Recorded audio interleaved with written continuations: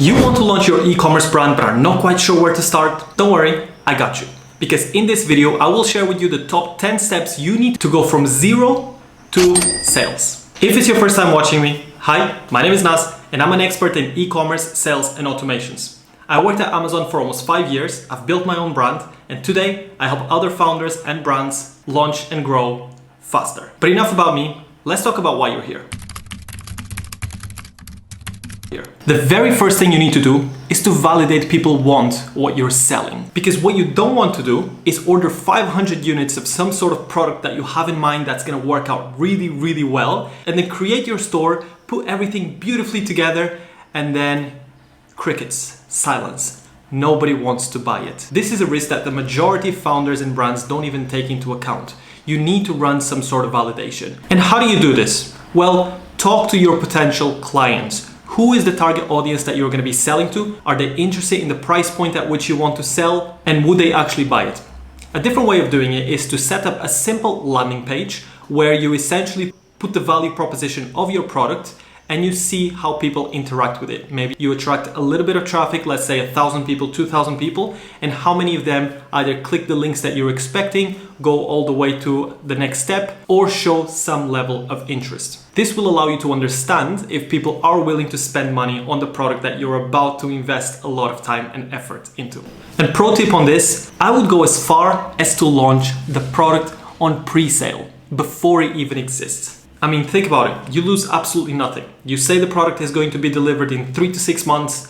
You put up a landing page, you put a buy box, you sell it, and then you talk to your customers and make sure they're happy until you actually deliver them. Worst case scenario, you don't get enough traction, you refund the money, and you never even build the product. Step number 2, spy on the market. In a non-creepy way, of course. What you want to do is make a list of 10 brands who are selling a product that's either the same or adjacent to what you're building. Have a look at how they're marketing it. Have a look at their campaigns. What are the keywords they're targeting? What is the type of pictures and videos they're using to promote their products? These are all details that you're gonna have to pay attention to because chances are they figured out something that works, so you want to make sure you don't deviate too much from it. Another thing is, of course, go into their websites. Have a look at their customer reviews. What are people actually saying? And what are people saying in reviews outside of their websites too? This will give you an estimation of, are they really happy with the existing offer on the market? Or are they looking for some particular feature, color, proposition that's not quite there yet? And lastly, a really good trick that I have for this is to spy on the type of ads they're running. And to do that, I normally recommend you to go here to this website called Ads Library, facebook.com/ads/library. And I'm gonna show you what that looks like right now. So if you go here, you can see I'm on the Ads Library. I'm gonna select all countries. I'm gonna select all ads. Let's say you wanna launch something along the lines of athleisure, and I wanna spy on Lululemon. I'm gonna identify the brand, okay, this one, and I'm gonna click on it. And then as I scroll down, I'll be able to see the types of ads they're running. I can see if they're active, I can see their creatives, I can see when they started running the ads as well, how active they've been, and a bunch of other information as well. Once you have all the information you need from your competitors, you'll be able to craft a really good proposition and understand what is your vibe, what is your edge, how are you going to be different from your competitors. And that's a really good point to start from. Step number 3, respectfully, build a brand that doesn't suck.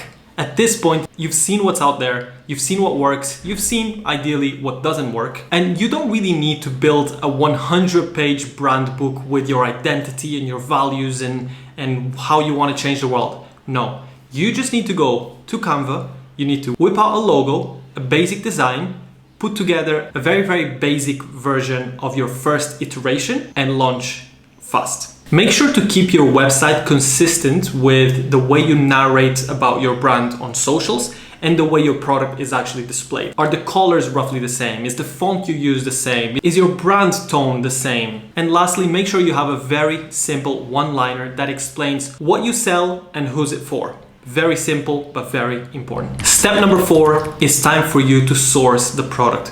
You need to find manufacturers that are able to produce your product. Ideally, it's a one product production line, meaning if it's a t-shirt, super simple to build. However, if it is a product that requires assembling different parts, that's going to be more costly. It's also going to take more time, and you're going to be dependent on different providers to provide the different parts to then assemble it in the assembly line and get the final product without any flaws. So I would always recommend to try to go for a rather simplistic product, especially if it's your first time as a founder. But you will have to find a factory who's capable of producing the product that you want to sell.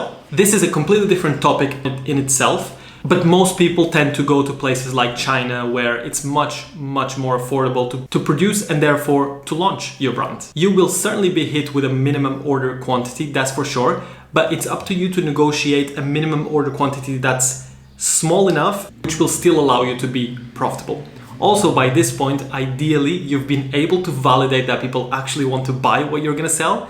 And so your minimum order quantity should be relatively close to that number as well. Step number 5, you have your products now, you need to price them. Make sure to price them correctly.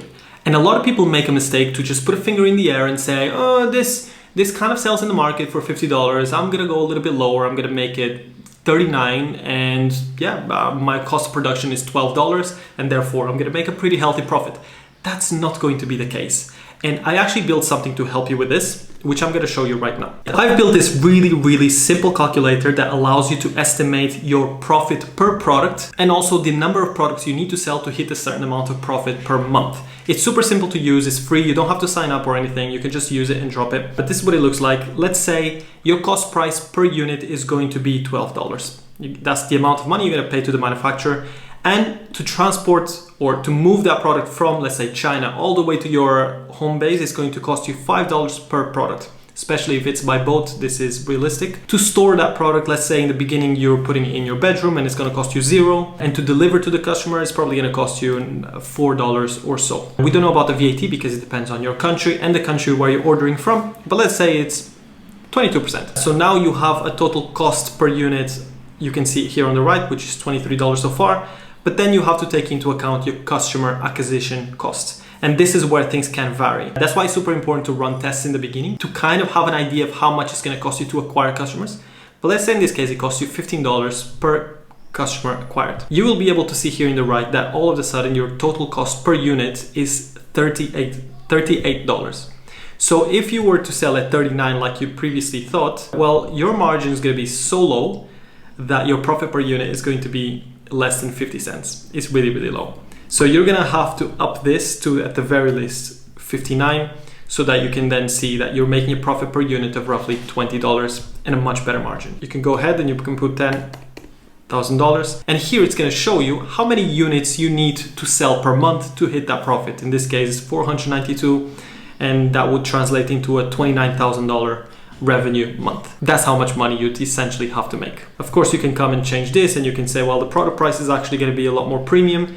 It's going to be $79, and I actually only want to make $5,000 a month, and therefore the percentages change and the units adjust as well. I will leave the link in the description where you can access this calculator. It's on my website, sellingwithnas.com. It's completely free to access, as I mentioned, and I'm always keen to hear people's feedback because I built this in specific to help founders who are just launching to make sure they know at what price they should be selling to hit the profit margins and the profit values that they actually want to hit. But now let's go into step number 6. Build a store that is easy to shop in.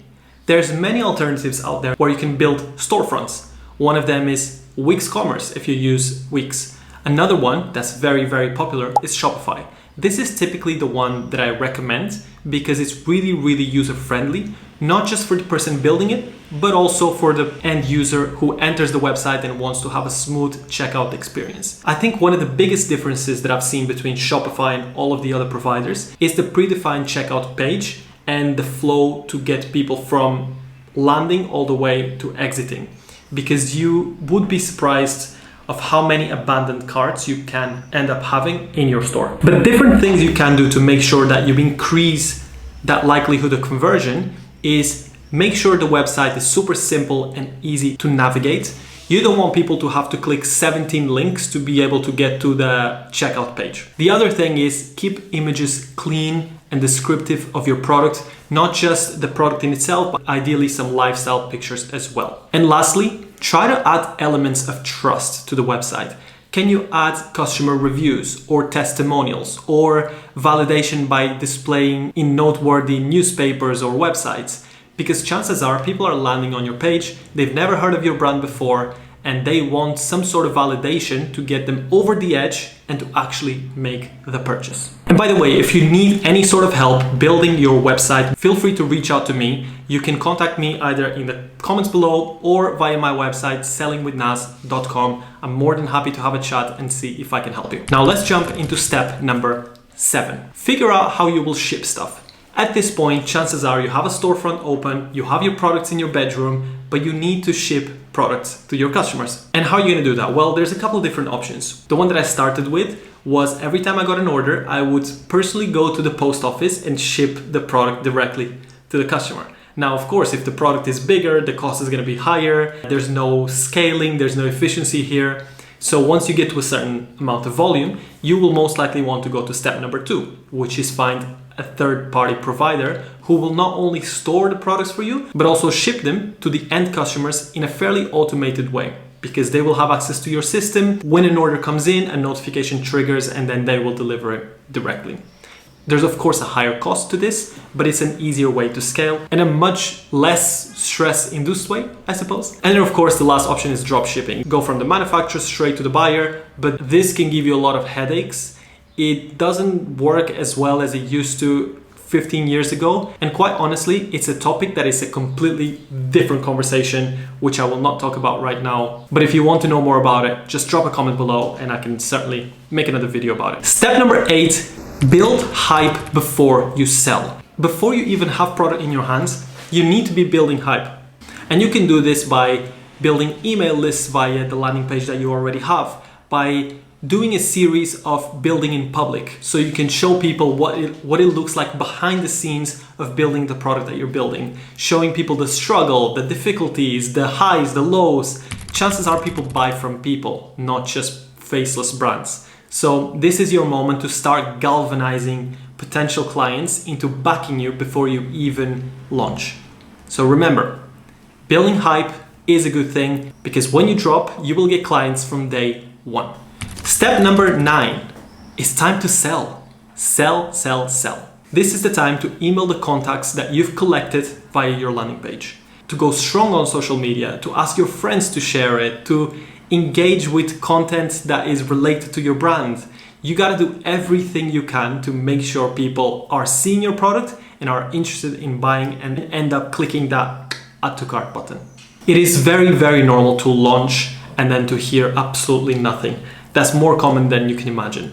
But what differentiates brands that are successful to those who are not is the ability to incentivize the initial group of buyers to become their champions and to advocate on behalf of your brand. And this is one of the most important steps in the whole process of launching a successful brand. And then step number 10, ask your customers for the real tea. Get them to give you some real honest feedback.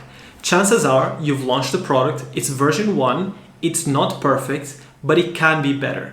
Now that you've sold to 10, 50, 100 customers, make sure that they give you feedback that you can implement for version 2. Do they want better colors? Do they want a better quality in a specific feature of the product? Do they want a smoother delivery experience? What is it that can make it even better? Because now you will want to be taking the step from going to 100 sales, let's say, to 1,000, to 10,000. You want to take over the world. So you got to make sure that you take feedback into consideration and you use it to improve your product. And then a final note from my side. Building a business is hard. So the best advice that I can give you is to not let your ego get in the way. We all want to believe that the brand is a reflection of who we are. And so everything needs to be super perfect. But the reality is that building a business is not like that at all. Things will go wrong. Stock will be delayed. The sample that we order and the actual product will not look exactly the same. Some customers will be upset, some people will want refunds, and things will go wrong.